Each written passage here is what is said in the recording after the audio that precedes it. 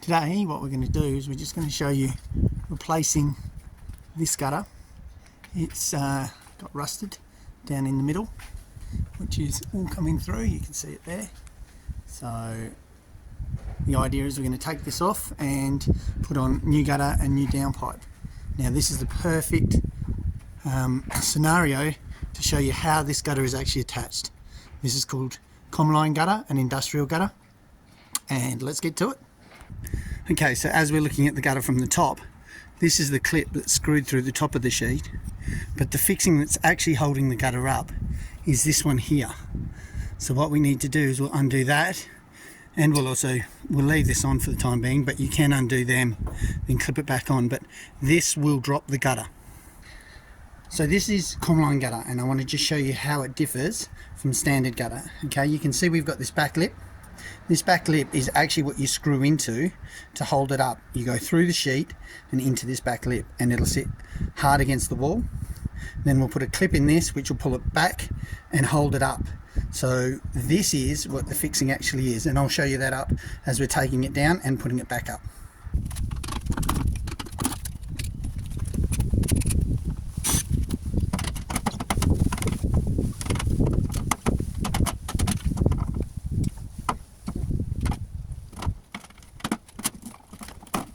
So now I'm just going to go along and undo all those screws. And look, they put them in every 3, so there's a lot of it to hold the gutter up. It's sitting full.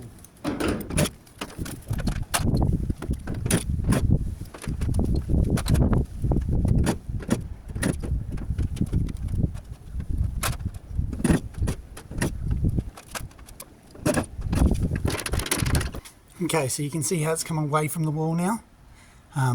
And now it's just a matter of undoing clips to get it down. Bit of a spin for you on the thing.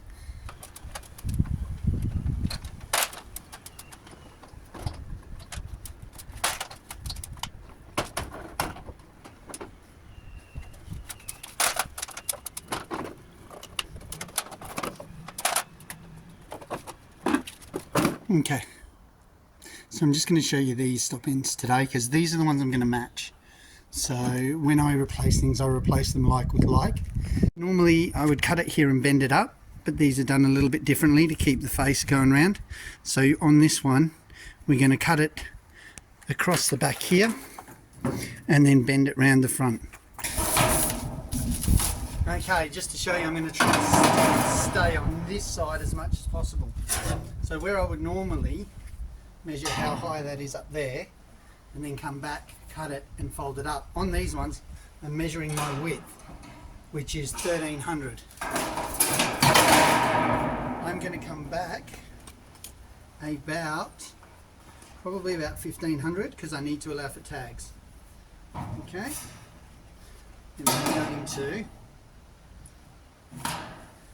mark it across the back like so. And when we're doing the front, I'm marking the top to keep that really nice and square. With my greens on this one, depending on which one you're on, cut across the back, and I'm just going to follow the line I marked.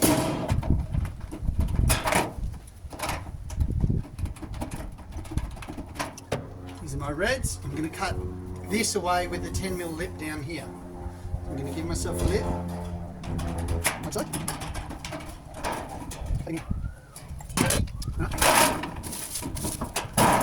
Now, remember how I marked that top bit here?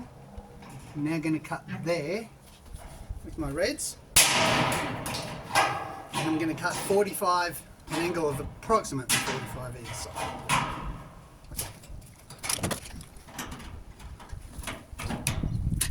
Now, done properly, that should fold.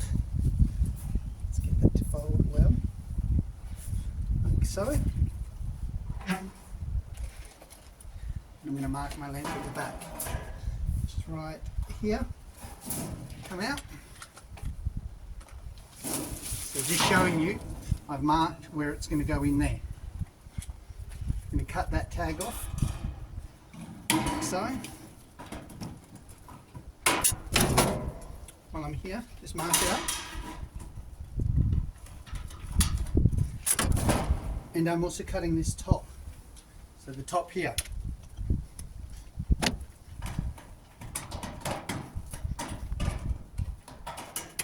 I'm going to bend this round.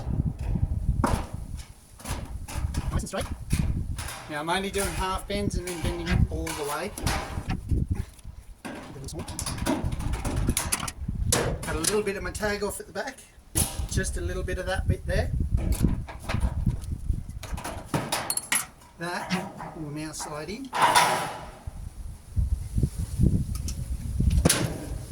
Going to drill and rivet it.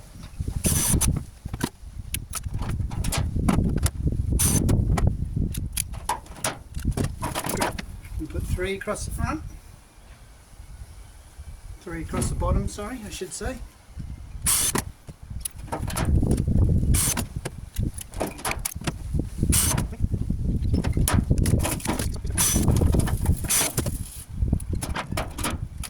And now we're just neatening it up. There you go. That's him done for this side. I'm going to put measure back, put the pop in, and then I'll seal it all up after I put the pop in. Very, very, very quickly, I'm just going to make up a pop. So I'm going to measure up 100, mark, I'm going to square it off all the way around.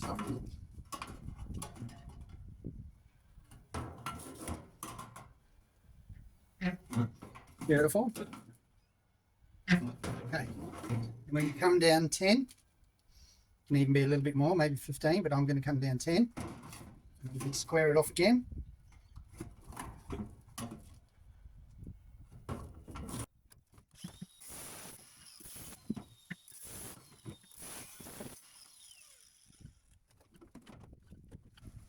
Now, the little bit I measured down 10 from, I'm just cutting all the corners to there, like so. And depending on where it is, now I know this is in the back, so I'm going to bend the sides and the front down, nice and sharp. Okay.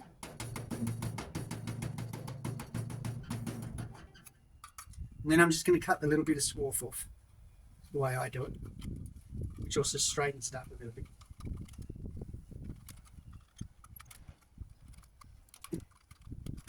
So that's what it looks like. It's got its bends down. It's on the small end, so that the big end will slide onto it.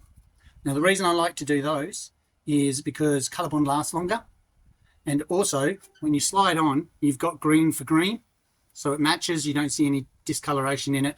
Sometimes the zinc, you get a little line of zinc up there. That's a bit of a problem. So I'll show you how to install that now. Okay, so the measurement is it's in 130 to the start of it, which goes to there. So I'll mark 130. Beautiful. I'm going to grab him, put him nice and neatly there, nice and square. Mark around him.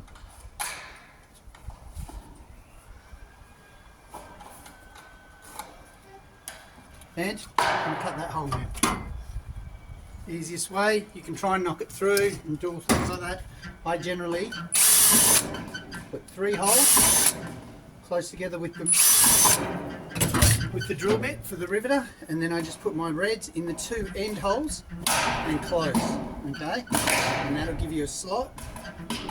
Now you can get your reds in. Oops. And it's just cut what you've traced.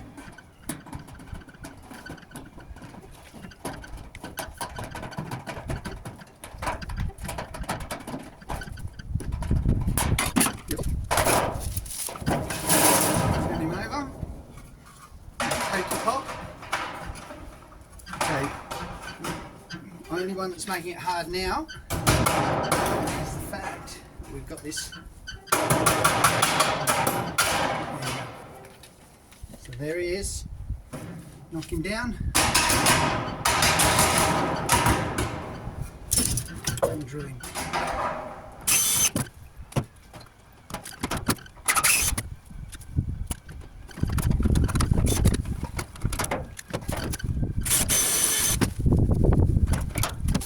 you have him. Okay, now I'll seal him. What that does is, because this is up there and it's flat, when the sheets come over, it's very hard to get your hand in and fit things. So now if I seal all that, I don't have to do that after I've put it up. It's all ready to go and it's good.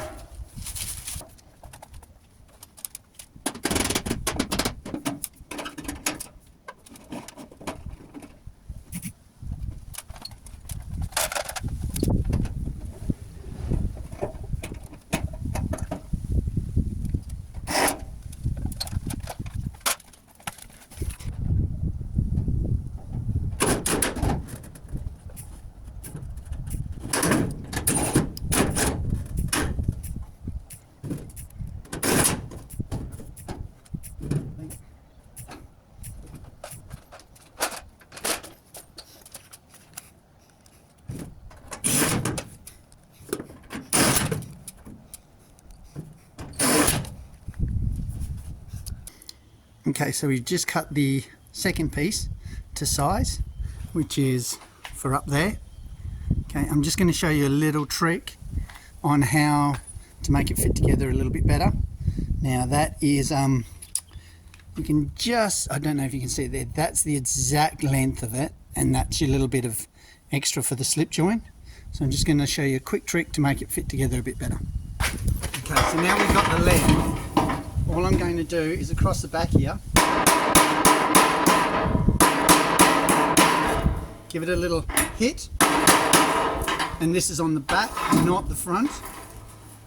And then I'm just going to take off that bit of extra lip so that it fits inside the other gun. So we're going to about here.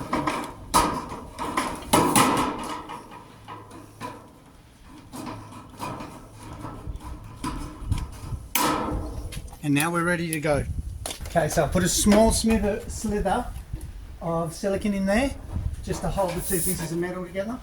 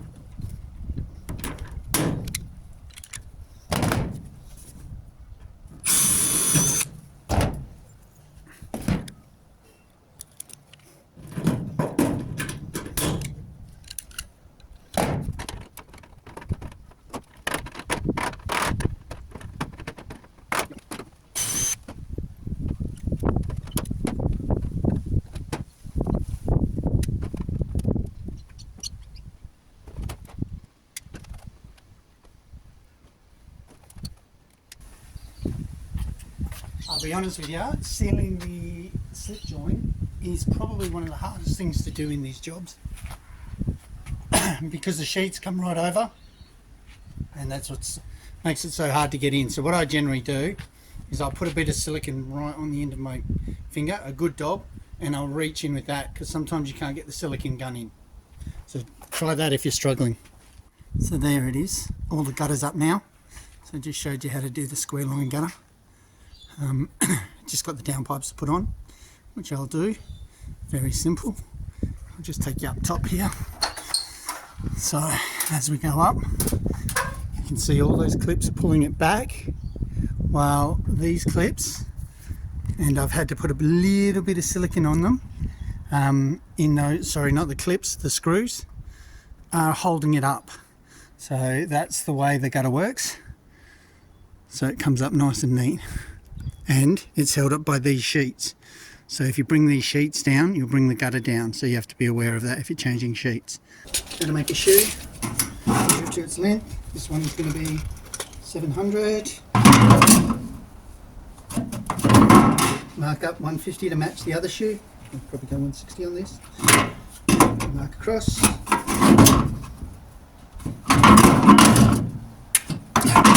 Come down 15 to 20. It's up to you which one you want to go. Alright, put a mark. That's what we're going to cut.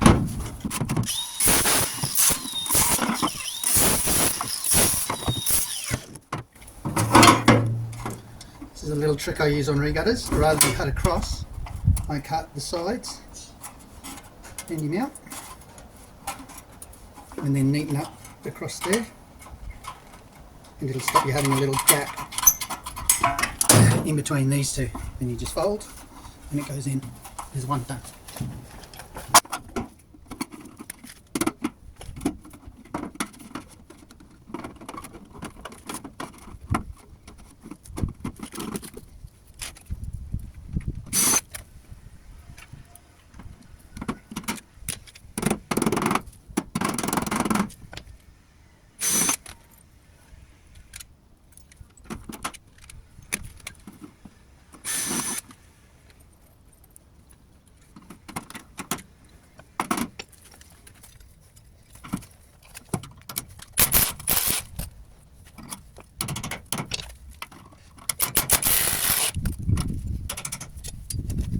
And there he is, all finished with the downpipes. All those clips are done. If you like this, please subscribe, give us a thumbs up, and if not, I will see you on the next video.